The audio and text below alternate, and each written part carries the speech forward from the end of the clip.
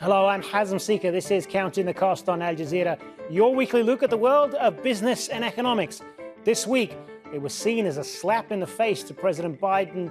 OPEC Plus's move to cut oil output has drawn angry criticism from Washington.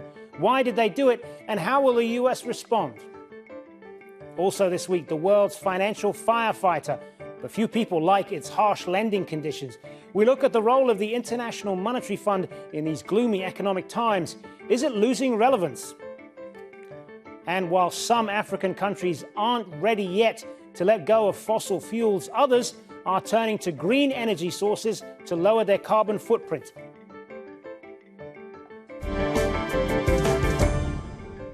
For months, President Joe Biden has lobbied Saudi Arabia and the other oil-producing countries to help ease energy prices by pumping more oil into the market. But in a major policy reversal, OPEC Plus, that includes Russia, decided to cut output by 2 million barrels a day in November. The U.S. is calling the decision short-sighted. It has accused the kingdom of siding with Moscow, which relies heavily on its oil revenues. OPEC Plus says the move is purely economic, a response to uncertainty about future demand for oil. Our priority now is stabilizing market. Now, we could be accused of wanting to influence market in a negative way. That's everybody's prerogative. You and others will see how we conduct ourselves in the months to come. Biden has vowed what he calls consequences for Saudi Arabia over the OPEC Plus decision to slash output. It is the biggest reduction by the group since the height of the pandemic in 2020. But actual cuts are likely to be smaller because many OPEC members aren't meeting their targets. The price of a barrel of Brent crude jumped to more than $93 after the announcement last week. It was on a downward trend in late September from highs of about $130. The U.S. has pledged to release 10 million barrels from its stockpiles next month in an attempt to keep oil prices down. And the U.S. is considering steps to reduce OPEC's control over energy prices. They include the No Oil Producing and Exporting Cartels, or NOPEC bill. It's meant to protect American consumers and businesses from engineered oil spikes. It's been debated for more than 2 decades, and a Senate Judiciary Committee passed it in May, but it needs to pass the full Senate and House and signed by the president to become law. The bill would enable the U.S. to revoke the sovereign immunity, which protects OPEC Plus members and their national oil companies from lawsuits. The U.S. Attorney General would have the option to sue the oil cartel members in federal court. So to discuss all of this, I'm joined now from New York by Antoine Houth, former chief oil analyst at the International Energy Agency and currently an adjunct senior research scholar at the Center on Global Energy Policy at Columbia University and the co-founder and chief oil analyst at Kairos. Good to have you with us. So OPEC and now the OPEC Plus alliance has never cut output this much and this quickly. Why now? Yeah, it might seem surprising. It's a much more proactive cut than we've seen in the past. If you look at satellite imaging of inventories today, there's no sign of overhang. There's no oversupply today. Stocks have been fairly flat for the last few weeks. But I think there's concerns that they are going to increase. There's concerns about a looming recession. And the fact that stocks have been flat might be seen as a warning signal, because normally stocks globally tend to decrease in September and October. So it's somewhat surprising. It's unusual for OPEC to cut supply in the face of a recession. Typically, the language is more that OPEC is willing to take a price cut to help the economy. But it's understanding, and I think most people who were watching balances, supply-demand balances, were expecting a fairly significant cut. Obviously, it's taken the U.S. government by surprise. But OPEC Plus says it's trying to get ahead of the curve. But are there any indications of a slump in demand, and how soon could that happen? There's clearly severe impacts from the rally in natural gas prices and the constraints on the gas market. If you look at industrial activity in Europe, in Germany and other countries in Europe, there's been a very sharp decline in activity from cement kilns, from steel mills. on the consumer side, on the oil side specifically, the impact is less flagrant right now. There's been a little bit of a lack of a boost in demand in the summer, for example. The summer driving demand in the US, in Europe was very weak. Airline demand is still very, very diminished. And there are concerns looking forward. So there are certainly expectations of a decline. It hasn't really materialized in the oil market as much as in other aspects of the energy spectrum. But there's concerns about future contraction, that's for sure. But the cuts are likely to be less than 2 million barrels because many countries aren't meeting output targets. So how effective is this reduction going to be on prices then? Yeah, nobody expects 2 million. Obviously, it's 2 million on paper. In practice, it's going to be less than 1 million. Expectations vary from 700 to 800,000-900,000 barrels per day. That's going to be less than the shock value. The sticker shock of the 2 million is not going to be matched in practice. And if you look at the market reaction, the price has not increased so much. So I think the market participants are fairly comfortable that the market can take this kind of cut. And the US is accusing Saudi Arabia of siding with Russia in making this decision. So how much would these cuts then benefit Moscow? Well, any cut is beneficial to Moscow because if there's a reduction in exports, or even if there's no reduction in exports, a price increase will obviously help Moscow maintain export revenue and finance its war effort. So there's obviously concerns there. And the Russian economy has been fairly resilient to sanctions. There hasn't been a collapse in the Russian economy, but there's signs of friction, of tension. And I think over time, Moscow is clearly going to feel the impact of sanctions and of the impact of its war effort on its own budget. And the US is saying that it could release oil from its national stockpiles as appropriate, it says. But how much could they release, and how much of a difference is that going to make on prices? Well, the US SPR is still very large. It's the largest in the world, and there's a significant drawing capacity in the US. The US has been drawing on its reserves and has accelerated the pace of destocking of the SPR since March. I think that was a great decision initially. It calmed the market when the market was concerned about an abrupt stop in Russian supply, where that actually did not happen. And probably the US should have been more agile in adjusting the pace of destocking of draws from the SPR earlier on. Now the SPR cut is completely offset by the OPEC production cut. The SPR release is completely offset. The US obviously has the option of increasing the pace of destocking. I don't think it would be necessarily a wise idea. It would deplete the reserve, and it would not really serve any purpose, not bring any benefit right now. But it's an option if the market gets too tight.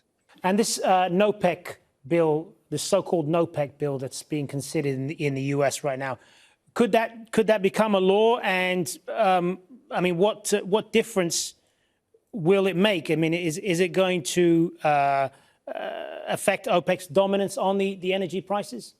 Listen, there's clearly an uproar in Washington, a sense of hurt, a sense of pain, and an eagerness to examine what kind of policy tools, what kind of measures could be taken to express displeasure.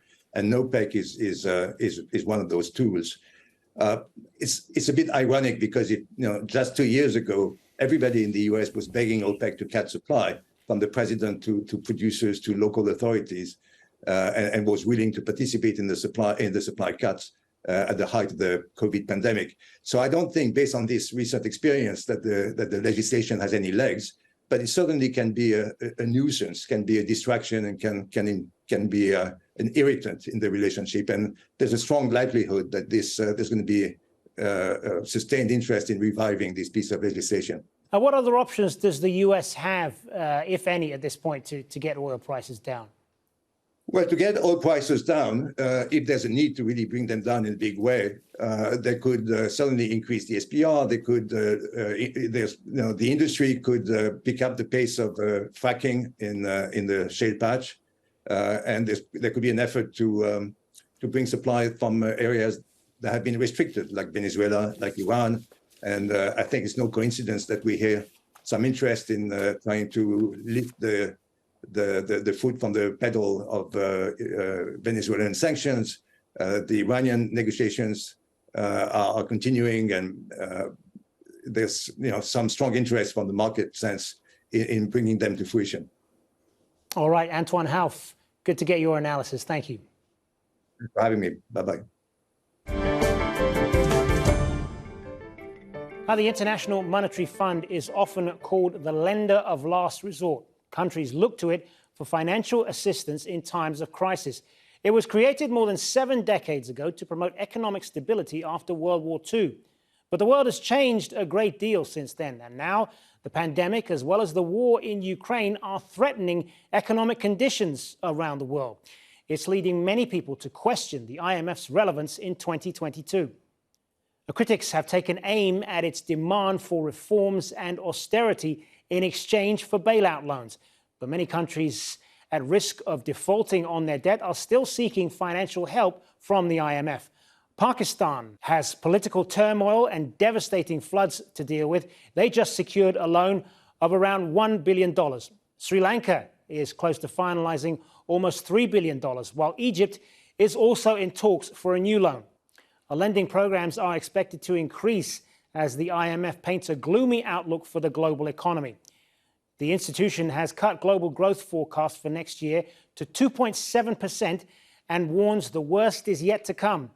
It mainly blames Russia's invasion of Ukraine, the cost of living crisis, and China's economic slowdown for the downturn. The IMF predicts the world's output will shrink by $4 trillion between now and 2026. That is almost the size of the German economy.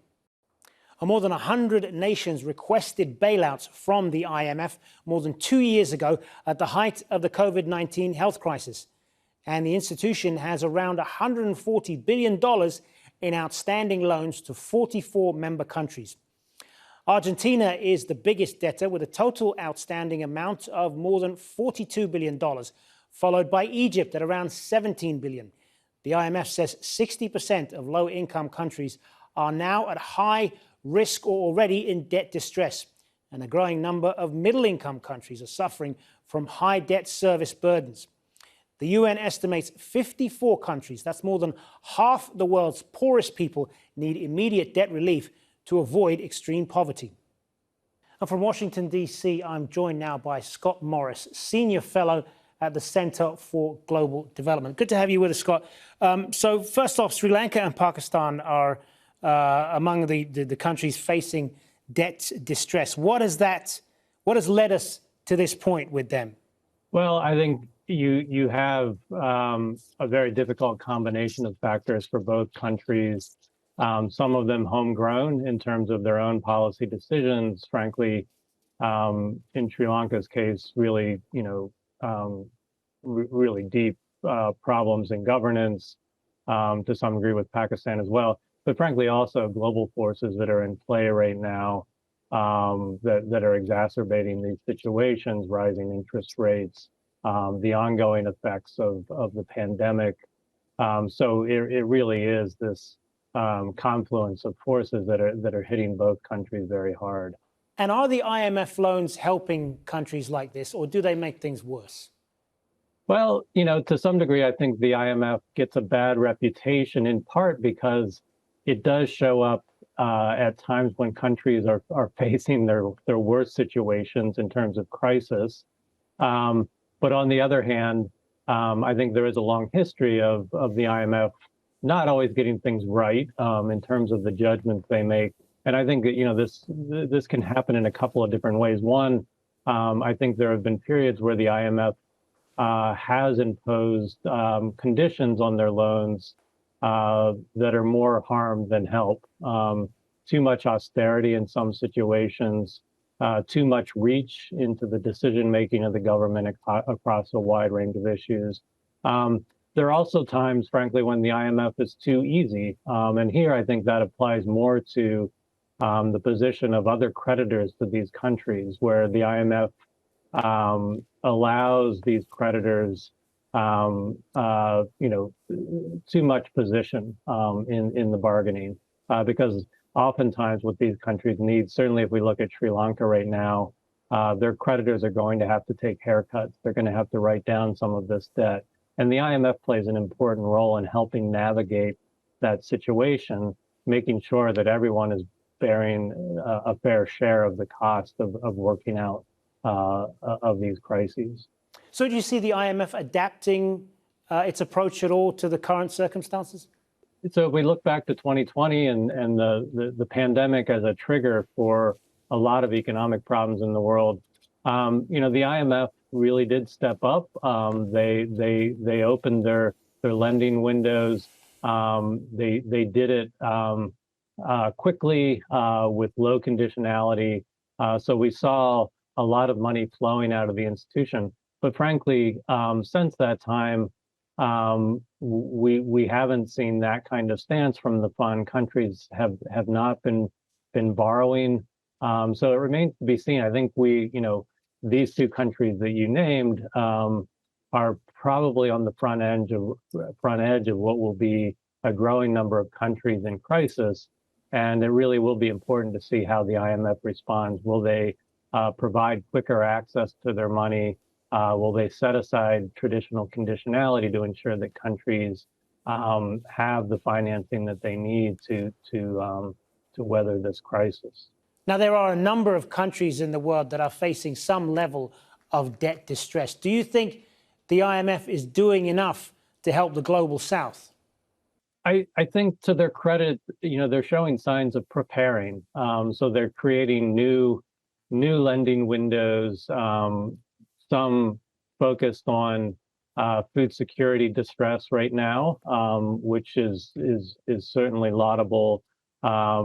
They've created a new resilience trust fund. So all these trust funds, they've been spending time setting up, but we haven't seen them perform yet. And these they are particularly targeted at low-income countries because if they are tapped, they offer much easier terms, financial terms, very low interest rates.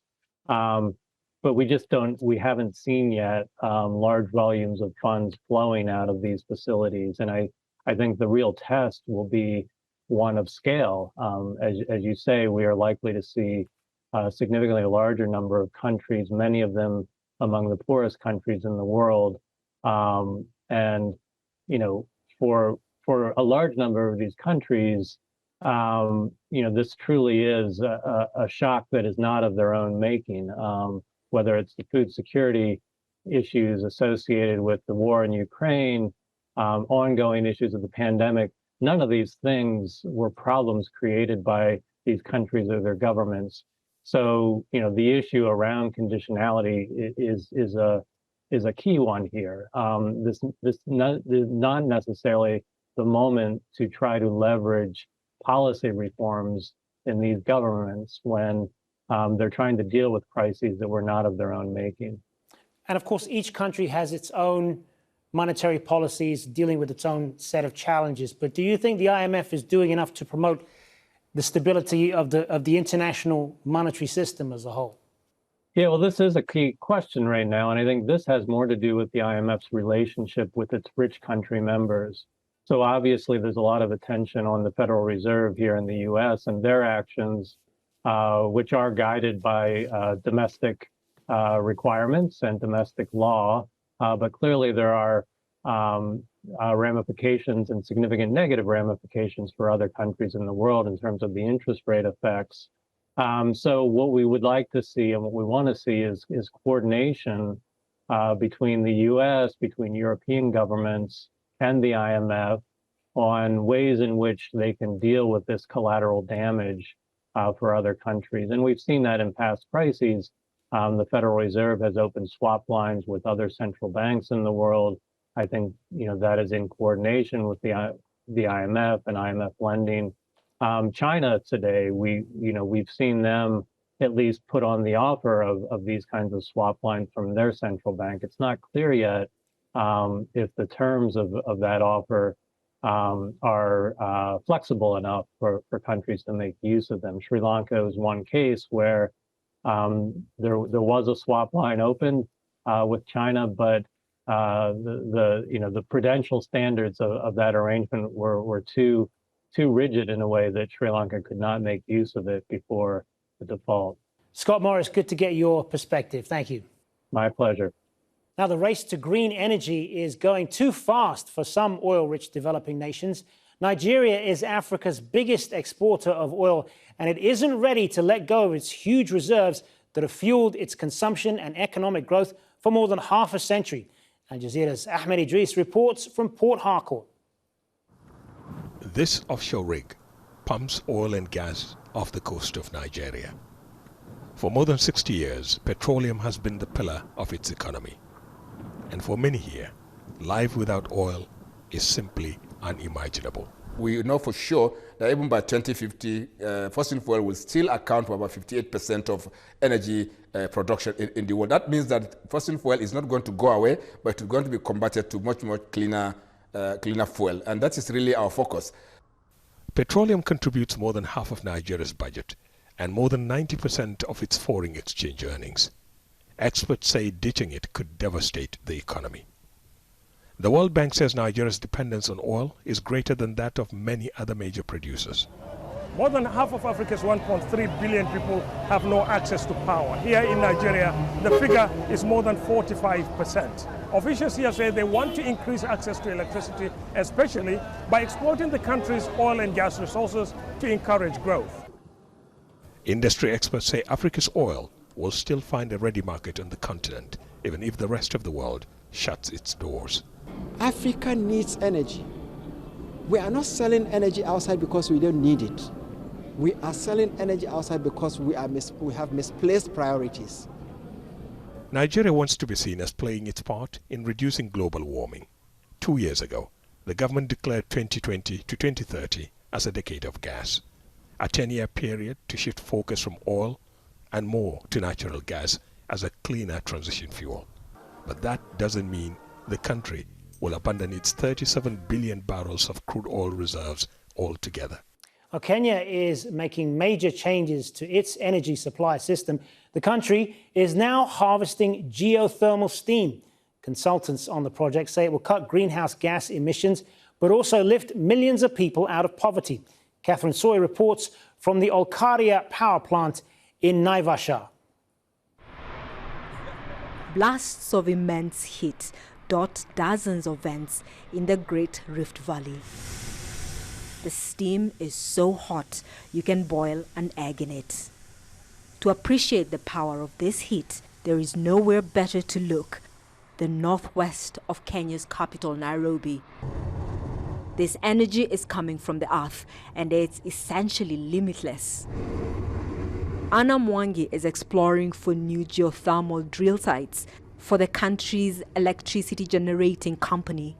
It is producing 962 megawatts of power, but could do a great deal more. Scientists say harnessing geothermal power for electricity is simple. The steam from the ground is channeled in steam lines, and these steam lines end up in a power plant, and that steam, of course, it is separated where the liquid phase is injected back into the ground, and the steam, dry steam, is taken to a power plant and runs a turbine generating electricity. Kenya derives most of its energy from clean sources. It has some of the world's largest geothermal wells and plants. It is also the largest producer of wind and geothermal energy on the continent. I think Africa stands out now as a viable option to bring about the change so that Africa will make the necessary contribution to greening the environment.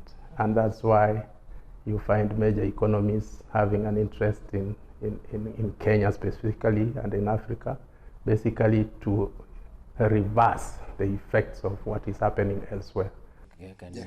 Francis Karaoke was recently connected to the grid through a rural electrification program. Now we have light. We also have fewer cases of theft at night, but there are still people in darkness. We need to light up the entire village. In most parts, people are now enjoying the benefits of renewable energy. Many Kenyans are connected to the national grid, while others have installed solar systems. The government says it wants to ensure every home has electricity in the next 10 years. The idea is, and its goal, is not just to light up the country, but the whole continent. And that is our show for this week. Remember, you can get in touch with us by tweeting me at Hazem Seeker, and do use the hashtag AJCTC when you do, or drop us an email. countingthecost@aljazeera.net is our address. There's more for you online at aljazeera.com/CTC. That'll take you straight to our page, which has individual reports, links, and entire episodes for you to catch up on. That is it for this edition of Counting the Cost. I'm Hazem Seeker from the whole team here. Thanks for joining us. The news on Al Jazeera is next.